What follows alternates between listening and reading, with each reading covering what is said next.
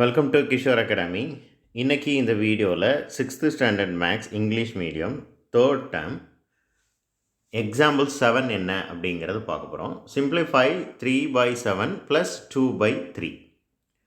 So ரெண்டு ஃப்ராக்ஷனை add பண்ண சொல்லியிருக்கிறாங்க.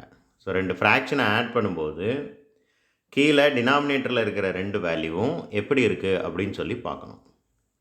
சேமாக இருக்கா, ஒரே நம்பராக இருக்கா அப்படின்னு சொல்லி பார்க்கணும்.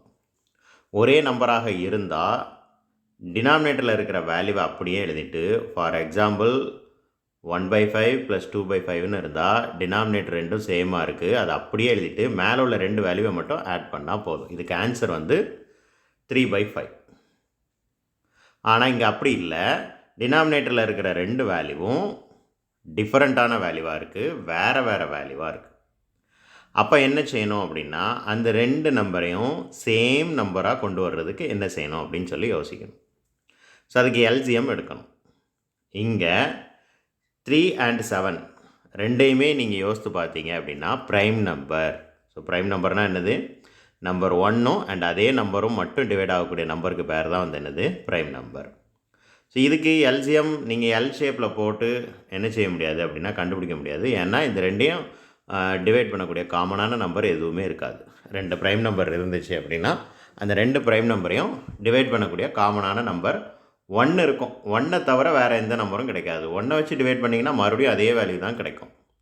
ஸோ அப்படி இங்கே எல்சிஎம் கண்டுபிடிக்க முடியாது.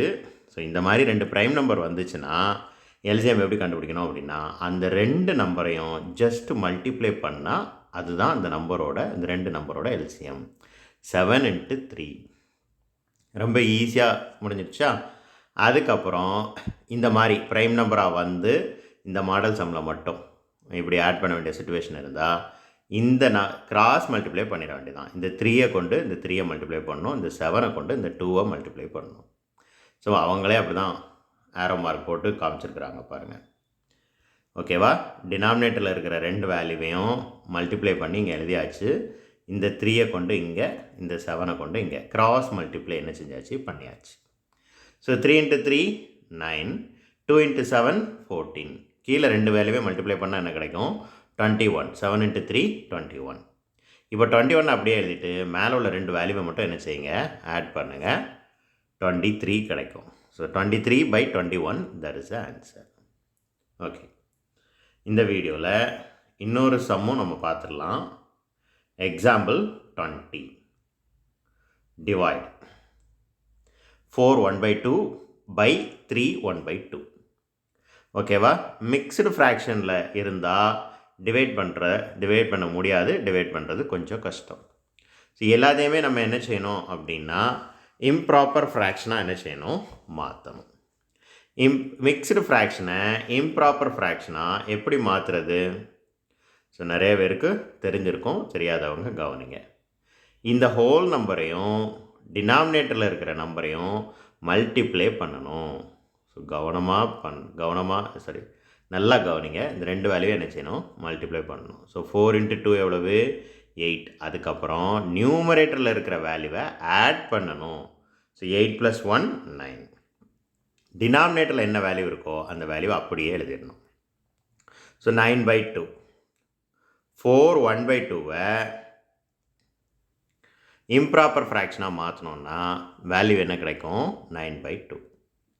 இதே மாதிரி தான் ரெண்டாவது நம்பருக்கும் பண்ணணும். அப்போ 3ஐயும் 2ஐயும் மல்டிப்ளை பண்ணால் 6.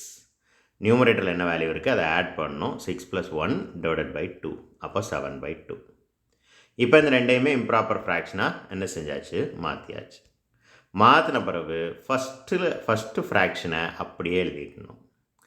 ரெண்டாவது இருக்கக்கூடிய ஃப்ராக்ஷனை ரெசிப்ரோக்கலாக எழுதுனா இங்கே இருக்கக்கூடிய சைன் டிவைட்லேருந்து மல்டிப்ளிகேஷனாக ஆட்டோமேட்டிக்காக மாறிடும். இப்படி மாற்றணும். இந்த ஸ்டெப் கண்டிப்பாக பண்ணணும். பண்ணினா தான் இதுக்கு அடுத்த ஸ்டெப் சிம்பிளிஃபை பண்ண முடியும். ஸோ அகெயின் இப்படி மாற்றின பிறகும் டைரெக்டாக டிவைட் பண்ணுறதுக்கு நமக்கு ரூல் இல்லை. இதை மல்டிப்ளை பண்ணணும். இந்த சிம்பிளாக மல்டிப்ளிகேஷனாக மாற்றணும். அதுக்கு என்ன செய்யணும்? ரெண்டாவது இருக்கிற டேமை ரெசிப்ரோக்கலாக எழுதுனா போதும்.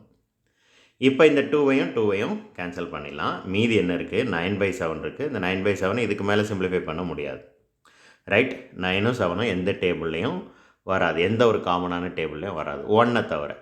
எப்போவுமே அப்படி யோசிக்கணும். 1 தவிர வேறு ஏதாவது டேபிளில் வருமா அப்படின்னு சொல்லி யோசிக்கணும். வராது. So this is the final answer 9/7. Thank you.